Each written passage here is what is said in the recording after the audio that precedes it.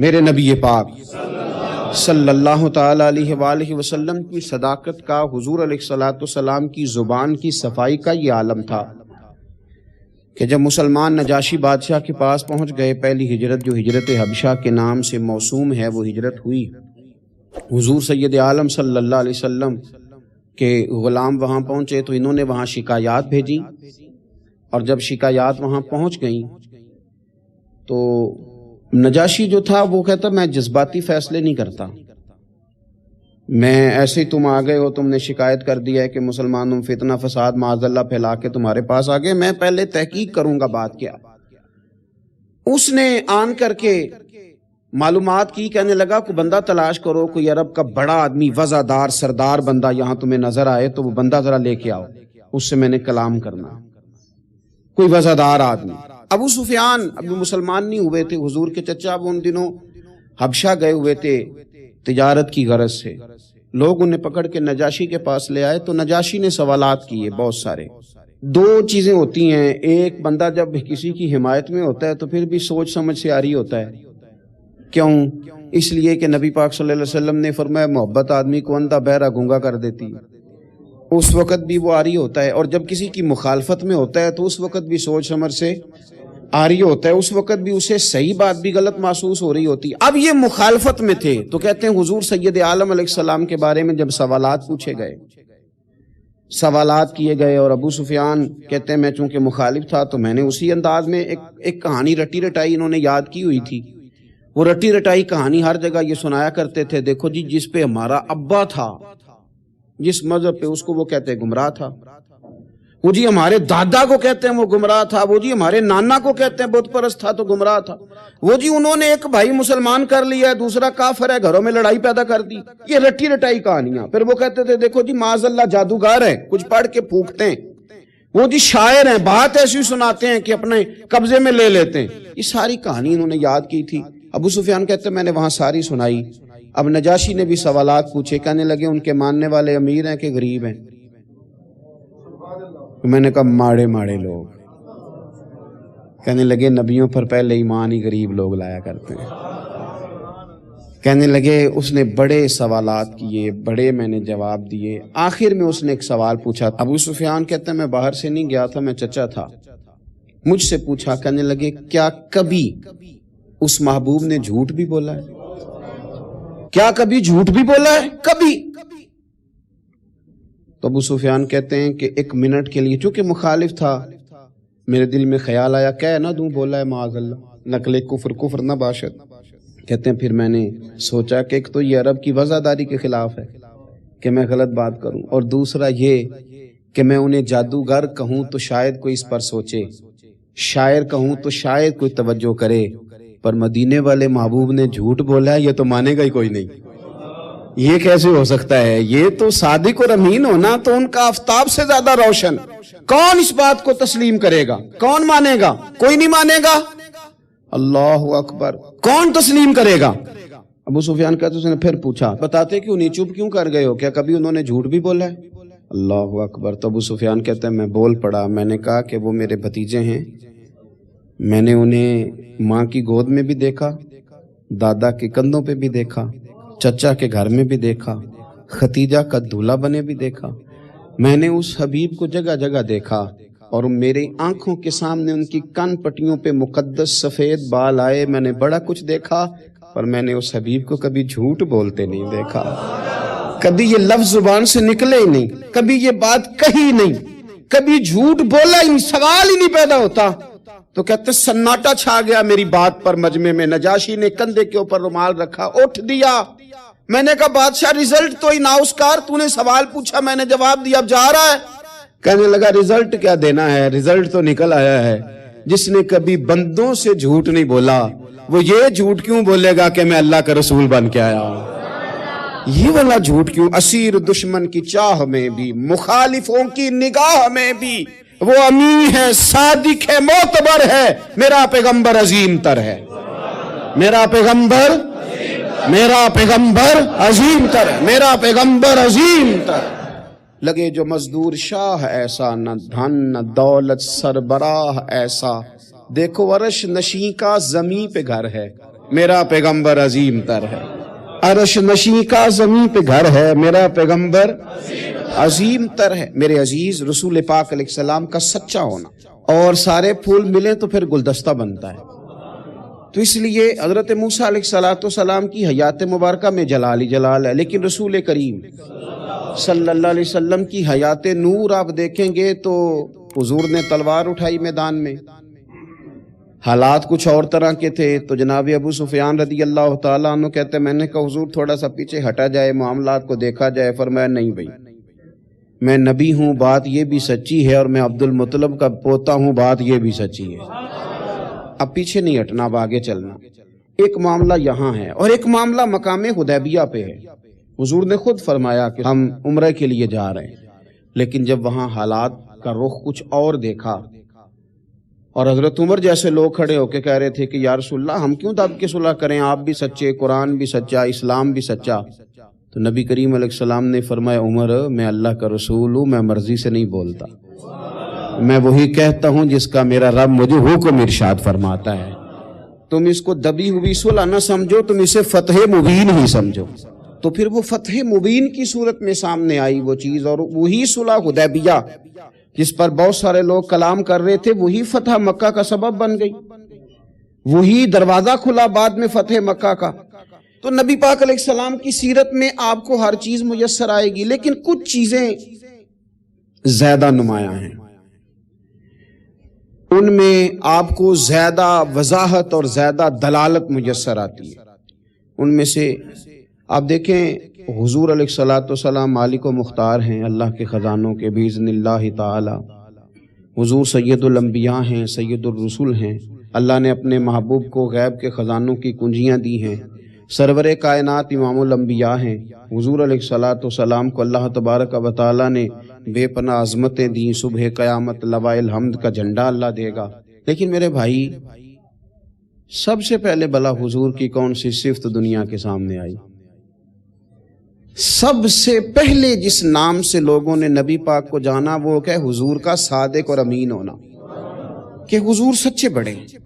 نبی پاک صلی اللہ علیہ وسلم ان کی زبان نور سے کبھی کوئی کلمہ ایسا جو خلاف واقعہ ہو نکلا؟ حضور سچے ہیں، حضور سچے ہیں، نبی پاک نے جو کہہ دیا سو کہہ دیا، حضور اپنے وعدوں کے پکے ہیں، رسول پاک بات کے یہ سب سے پہلے صادق اور امین ہونا نبی پاک کا۔ میرے عزیز، ایک حضور سید عالم صلی اللہ علیہ وسلم کی صداقتیں، تو سچی بات نبی پاک علیہ السلام نے فرمایا بندہ جھوٹ بولتا ہے، اور اتنے جھوٹ بولتا ہے کہ وہ رب کی بارگاہ میں جھوٹا لکھ دیا جاتا ہے، اور پھر اس کے لیے جہنم کا فیصلہ ہو جاتا ہے۔ اور کچھ بندے سچ کی کوشش کرتے ہیں، اتنی کوشش کرتے ہیں کہ اللہ کی بارگاہ میں سچے لکھ دیے جاتے ہیں، اللہ کے حضور وہ سچے لکھ دیے جاتے ہیں، اور فرمایا یہ سچ ہی انہیں جنت میں لے جائے گا۔ دوسری بات جو حضور کی سیرت مبارکہ میں ہمیں بہت زیادہ نظر آتی ہے وہ ہے عہد کی پابندی۔ عزیز دوست، میری بات پر آپ توجہ کریں گے، نبی پاک صلی اللہ علیہ وسلم نے جب عہد کیے تو پھر حضور نے عہد کی پابندی کی، اور اس طرح کے بعض اوقات عقل انسانی کھڑی ہو جاتی ہے کہ اس طرح بھی وعدے کی پابندی ہوتی ہے، یعنی بندہ چکرا جاتا ہے کہ یوں بھی ہوتا ہے۔ آپ غور کریں نا، ایک صحابی کہتے ہیں میں نے اعلان نبوت سے پہلے حضور سے کچھ چیز خریدی، اور میں نے عرض کی حضور آپ یہاں رکے، میں پیسے لے کے آیا۔ آپ کتنا کو کسی کا انتظار کر سکتے ہیں؟ میں نے دیکھا ہے 2-4 منٹ امام صاحب لیٹ ہو جائیں تو لوگ اعتراض کرتے ہیں، کہتے ہیں یہ آتا نہیں، لہذا ہم نے بندہ بدلنا ہے، چھٹی دے دو اس کو۔ کتنا کو آخر؟ میرے عزیز، وہ شخص کہتے ہیں، صحابی فرماتے ہیں کہ میں نے نہ کوئی چیز اعلان نبوت سے پہلے خریدی، عرض کی یا رسول اللہ صلی اللہ علیہ وسلم آپ یہاں رکیں تو میں پیسے لے کے آیا۔ کہتے ہیں میں گیا اور گھر جا کے بھول گیا کہ حضور کو کھڑا کر آیا ہوں۔ 1 گھنٹہ بھولے آپ، 4 گھنٹے بھولے، 1 دن بھولے، کہتے مجھے 3 دن تک یاد ہی نہیں آیا۔ میں نے کہہ دیا آپ نے سن لیا، کبھی سوچو 3 دن انتظار کوئی آسان کام ہے؟ الانتظار اشد من القتل، اہل عرب کہتے ہیں قتل ہوتی اتنی تکلیف نہیں ہوتی جتنی انتظار کرتے ہوئے ہوتی، یہ تو موت سے سخت بات ہوتی۔ کہتے 3 دن مجھے یاد ہی نہ آیا، 3 دن کے بعد مجھے یاد آیا تو میں جلدی سے وہ پیسے تھامے اور اس جگہ پہنچا، جا کے دیکھا تو حضور وہیں کھڑے تھے جہاں میں کھڑا کر آیا۔ وہ تیری سیرت تیری صورت زمانے سے نرالی ہے، تیری ہر ایک ادا پیارے ادائے بے مثالی۔ حضور وہیں کھڑے تھے، وہیں جلوہ فراز تھے۔ کہتے ہیں مجھے دیکھ کے حضور نے چہرے پر کوئی بل نہیں ڈالا، کوئی حضور کے شکن نہیں آئی۔ فرمانے لگے تم نے مجھے بڑی تکلیف میں ڈال دیا، تم کھڑا کر گئے تھے، میں یہیں پہ کھڑا ہوں، اسی وقت سے کھڑا ہوں۔ میرے رسول پاک صلی اللہ تعالی علیہ وسلم نے وعدوں کے وفا کے تعلق سے جو ہمیں سیرت عطا فرمائی، حضور علیہ الصلوۃ والسلام نے جو اپنا اسوہ نور اس تعلق سے ہمیں دیا ہے، وہ ہر شخص کے لیے دستور حیات ہے، وہ ہر شخص کے لیے دستور عمل ہے۔ ہر شخص کو چاہیے کہ وہ ان زاویوں میں اپنے آپ کو ڈھونڈے، تلاش کرے۔ میرے رسول پاک علیہ الصلوۃ والسلام نے عہد کی پابندی، وعدوں کی پاسداری، اس پر لوگوں کی توجہ دلائی۔ اور میں نے کہا کہ بعض اوقات حالات اتنے خوفناک ہوتے تھے۔ حدیبیہ کی صلح ہو رہی ہے اور اس صلح کے اندر ایک شرط یہ تھی کہ اگر کوئی مسلمان اپنے آقا کی مرضی کے بغیر مکہ مکرمہ سے مدینہ طیبہ آئے گا تو حضور اسے رکھیں گے نہیں۔ اگر کوئی شخص مدینے سے مکہ جائے گا تو مکے والے واپس نہیں کریں گے۔ اور بخاری شریف میں موجود ہے کہ اسی شرط پر جناب عمر فاروق پریشان ہوئے کہ ہم تو دب کے صلح کر رہے ہیں، صلح تو برابری کی بنیاد پر ہوتی ہے، یہ کیا بات ہوئی کہ ہمارا بندہ جائے تو واپس نہ کرے، ان کا ہے تو ہم واپس کریں۔ لیکن حضور نے فرمایا میں اللہ کا رسول ہوں عمر، میں اللہ کا، جو میں دیکھ رہا ہوں وہ تم سمجھ نہیں رہے، میں رب کا رسول ہوں۔ اور حضرت عمر کہتے ہیں یہ پہلے میں نے حضور سے بات کی، پھر حضرت ابو بکر سے بات کی، پر قربان جاؤں جو جواب مجھے حضور نے دیا وہی جناب صدیق اکبر نے دیا۔ کہو عمر وہ اللہ کے رسول ہیں، وہ جو کہتے ہیں حق اور سچ ہی کہتے ہیں۔ حضرت سیدنا فاروق اعظم اور رضی اللہ تعالیٰ عنہ ارشاد فرمانے لگے کہ اس موقع پر نہ ایک اور بھی معمہ ہوا۔ ایک تو یہ صلح اس انداز میں ہوئی، پھر ایک عجیب مسئلہ ہوا۔ صحابہ فرماتے ہیں ایک صحابی تھے حضرت ابو جندل رضی اللہ تعالیٰ عنہ، ان کو ان کے والد نے زنجیروں میں باندھا ہوا تھا اور گھر کے اندر قید کیا ہوا تھا کہ آپ جا نہیں سکتے۔ جب انہیں پتہ چلا نا حضور تو حدیبیہ تک آ گئے تو کسی طریقے سے نہ اپنی زنجیریں توڑ کے، اور بعض سیرت نگاروں نے لکھا ہے زنجیروں سمیت، زنجیروں سمیت جب وہ آ رہے تھے تو پاؤں میں زنجیریں پھر پھر کے نہ ان کے زخم بن گئے تھے، وہ زنجیروں سمیت آئے حضور کے سامنے کھڑے ہو، کہتے ہیں سونیا مجھے چھوڑ کے نہ جانا، یا رسول اللہ صلی اللہ علیہ وسلم، حضور مجھے چھوڑ کے نہ جائیے گا، بڑا مارتا ہے میرا باپ۔ آپ ذرا کیفیت دیکھیں، حضور نے وعدہ کر لیا ہے کہ ہم لے کے نہیں جائیں گے، وہ آ گئے رو رہے ہیں، یا رسول اللہ چھوڑ کے نہ جائیے گا۔ ان کے والد کھڑے ہو گئے، کہنے لگے جی آپ نے وعدہ کیا، آپ لے کے نہیں جا سکتے۔ امتحان دیکھو محبت کا، کوئی ضروری ہے کہ ہر موقع پر شاباشی ملے، ہر وقت مسکرا کے ملا جائے؟ یہاں تو لوگ اس بات پہ بھی ناراض ہو جاتے ہیں کہ مجھے 21 دفعہ ملے ہیں تو 20 دفعہ ہنسے، 21ویں دفعہ ہنسے نہیں، خیر ہے آج مسکرائے نہیں۔ ہر بات میں لوگ ایک پہلو تلاش کر لیتے ہیں کمزوری کا۔ وہ رو رہے ہیں، تڑپ رہے ہیں، اور صحابہ کہتے ہیں ہماری خواہش تھی ان کا درد دیکھ کر کے حضور حکم کریں تو ہم زنجیریں ساری توڑ دیں، پر میرے رسول نے کیا فرمایا؟ فرمایا ابو جندل تمہیں جانا ہے کیونکہ میں وعدہ کر چکا ہوں۔ جب کوئی وعدہ کر لے پھر اس سے نتائج کی پرواہ، کیا ہوگا کیسے ہوگا، پھر اس بات کی پرواہ، میں وعدہ کر چکا ہوں، لہذا اب تمہیں واپس جانا ہے، اور جب تک میں دوسرا حکم نہ دوں اتنی دیر تک لوٹنا نہ۔ ان کے آنسو پونچھے گئے، وہ واپس گئے۔ کیا کہا تھا درویش نے؟ ایک باری میری آنکھیاں چوں اونا نے اتھرو پونجے سن، ہن تے چسکا پی گیا رونے دا، ہن تے مینوں چسکا ہی پی گیا رونے دا، تے ہر ویلے آہو زاری دا۔ نبی پاک علیہ السلام نے واپس بھیج دیا۔ یہ وقتی طور پر کرب کا مسئلہ تھا، تکلیف کا تھا، لیکن اپنے وعدے کی پاسداری، اپنے وعدے اور معاہدے کی پابندی۔ کوئی بھی آپ کمٹمنٹ کریں، کسی کے ساتھ بھی کریں، کسی بھی لحاظ سے کریں، اور جو لوگ اپنے حساب سے بڑے بنتے ہوں، سربراہان کہلاتے ہوں، ان کے لیے تو زیادہ ضروری نہیں ہو جاتا کہ اگر وہ کوئی قول قرار کرتے ہیں، کوئی بات کرتے ہیں تو پھر اس کا انہیں پابند بھی ہونا چاہیے۔ تو چیزوں کو اگر حضور کی سیرت نور کی روشنی میں دیکھا جائے تو میرے نبی پاک علیہ السلام نے پھر وعدے کی پابندی کو امت کو دستور بنا کے دیا۔ حضرت حذیفہ بن یمان، حضرت ابو حسین رضی اللہ تعالیٰ عنہ، یہ دو لوگ کہتے ہیں کہ بدر کی جنگ میں نا ہم حضور کے ساتھ لڑنے کے لیے گھر سے نکلے، رستے میں ابو جہل نے اور کچھ اور لوگوں نے ہمیں روک لیا، کہاں جا رہے؟ ہم نے کہا حضور کی زیارت کے لیے۔ انہوں نے کہا نہیں، تم جنگ کرنے جا رہے ہو، لڑائی کرنے جا رہے ہو، تم لڑو گے۔ ہم نے وہاں وعدہ کر لیا کہ ہم نہ صرف زیارت کریں گے، ہم لڑیں گے نہیں، وعدہ کر لیا۔ جب ہم حضور کی بارگاہ میں پہنچے نا تو عرض کی یا رسول اللہ صلی اللہ تعالی علیہ وسلم، حضور ہم وہاں وعدہ کر رہے ہیں کہ لڑیں گے نہیں، ورنہ وہ آنے نہیں دیتے تھے، ہمیں گرفتار کر لیا تھا انہوں نے، وعدہ کر رہے ہیں کہ لڑیں گے نہیں۔ تو یا رسول اللہ صلی اللہ تعالی علیہ وسلم ہمارے لیے حکم کیا ہے؟ یہ بدر کی لڑائی تھی جس میں ایک ایک آدمی کی ضرورت تھی، 1000 کا مقابلہ 313 کے ساتھ ہے، ایک ایک فرد کی، ایک ایک شخص کی ضرورت ہے۔ تو یا رسول اللہ وعدہ کر رہے ہیں کہ لڑیں گے نہیں، تو حکم کیا ہے؟ تو نبی پاک صلی اللہ تعالی وسلم نے فرمایا چونکہ تم نے وعدہ کیا نہیں لڑو گے تو تم ادھر بیٹھ جاؤ۔ یا رسول اللہ ایک ایک بندے کی ضرورت ہے، فرمایا نہیں، ہمیں رب کی مدد کی ضرورت ہے، اللہ کی نصرت کی ضرورت ہے، وعدہ کر لیا ہے لہذا وعدے پر قائم رہیں گے۔ ایک بات اور سیرت کے عنوان پر آپ کی خدمت میں عرض کرنی ہے، اس پر بھی ضرور توجہ کرنی ہے ہم لوگوں کو، اور خوب ہمیں اس بات کی طرف بھی اپنے معاملات کو لے کر کے جانا ہے۔ میرے عزیز دوست، میرے عزیز بھائی، ہم ہیں رسول کریم کے ماننے والے۔ مجھے ایک بات بتلائیے کہ حضور کی سیرت، حضور کی سنت، حضور کے ماننے والے اپنائیں گے یا کوئی اور آ کے اپنائے گا؟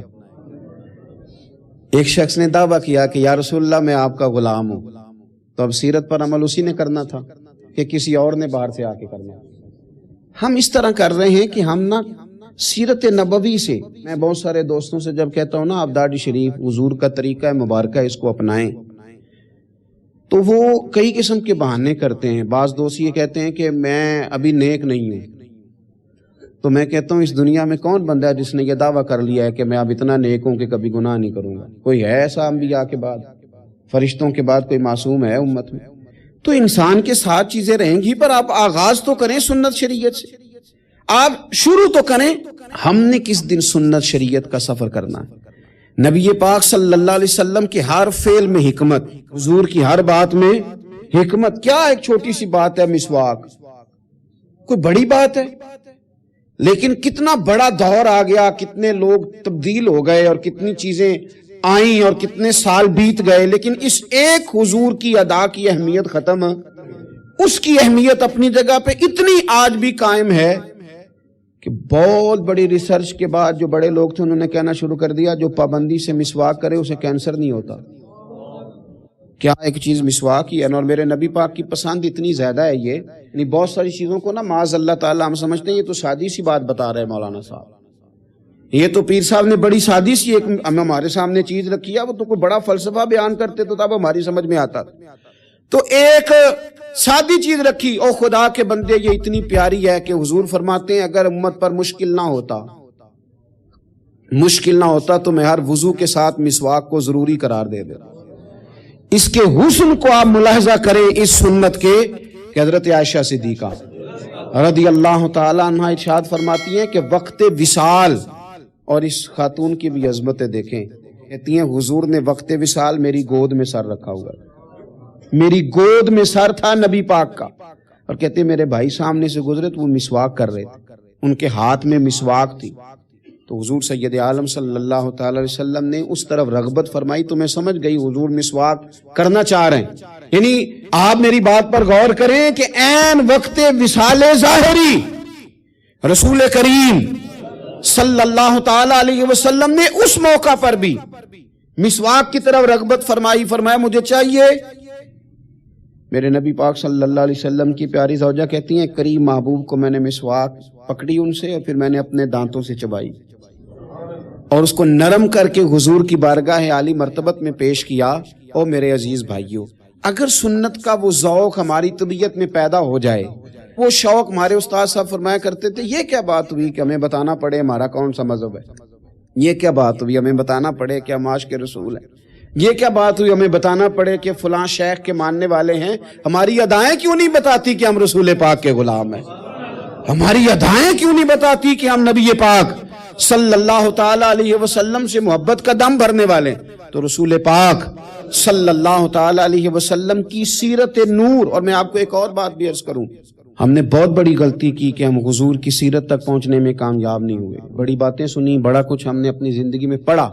اگر حضور کی سیرت نور کو پڑھنا شروع کریں، ایک ایک پہلو حضور کی مقدس زندگی کا، آپ محسوس کریں گے کہ آپ کی روح پرواز کرنے لگی ہے.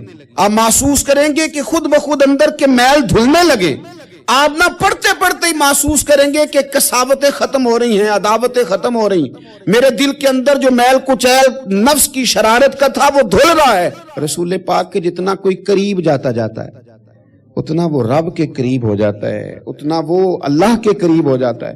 آپ سیرت مبارکہ سے فیوز و برکات لیں، اپنے گھروں میں حضور کی سیرت نور کا پیغام لائیں.